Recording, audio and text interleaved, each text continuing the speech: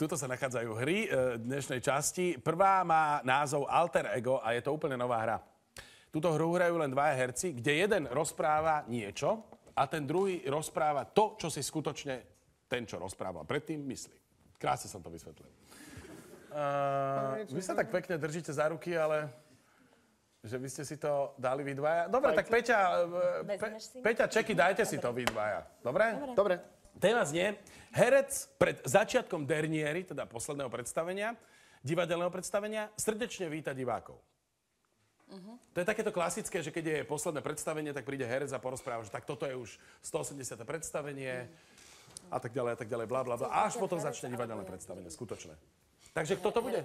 Určite si to vie, to na vás.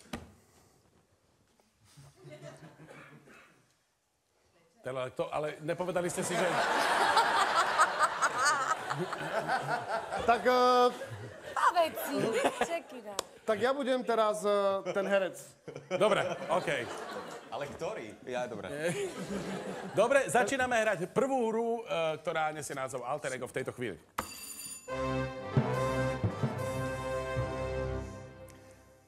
Príjemný dobrý večer, vážení, veľmi sa teším, že dnes túto dernieru môžem venovať svojej rodine.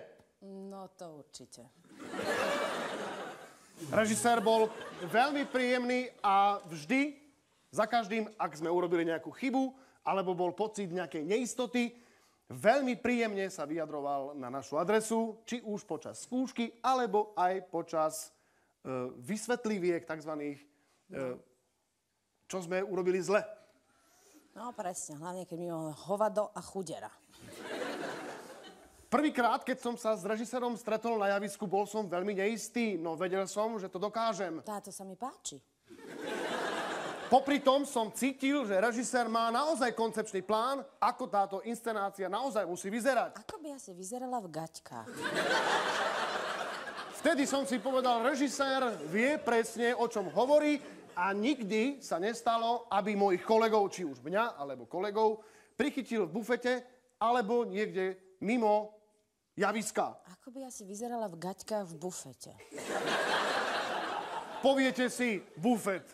Veď to miesto naozaj zaváňa akousi atmosférou priateľstva, kde si herci rozprávajú svoje príhody a hovoria si tie svoje zážitky z pódia. Ja osobne z javiska, osobne si hovorím, že veľakrát ten herec má pred sebou veľkú cestu, ako predstavenie dotiahnuť do derniery. Je to naozaj zážitok.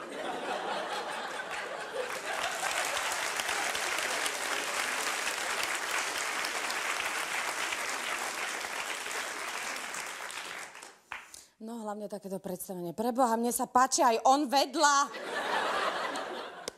Ako som už hovoril a spomínal, bufet a to javisko... Ja nie som gej! Herectvo prináša naozaj úskalia, kedy režisér potrebuje pocítiť režisérskú ruku. Je to silnejší ako ja. A je občas veľmi prísny a nevie, ako zaujať. Nepáči sa mi, nechcem ťa. Fuj.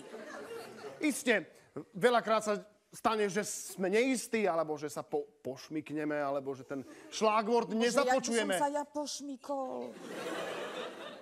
A týmto vás srdečne pozývam na našu dernieru, na ktorú sa veľmi teším. Ako by asi vyzerali obidvaja v gaťke. A chcel by som vás srdečne takisto poprosiť, aby ste si vypli telefónne prístroje z toho dôvodu, že naše predstavenie je veľmi dlhé. Zavolaj mi, pozerám na teba. Nie na ňu, na teba. Áno, ako hovorím, všetkých vás tu srdečne vítam. Srdečne.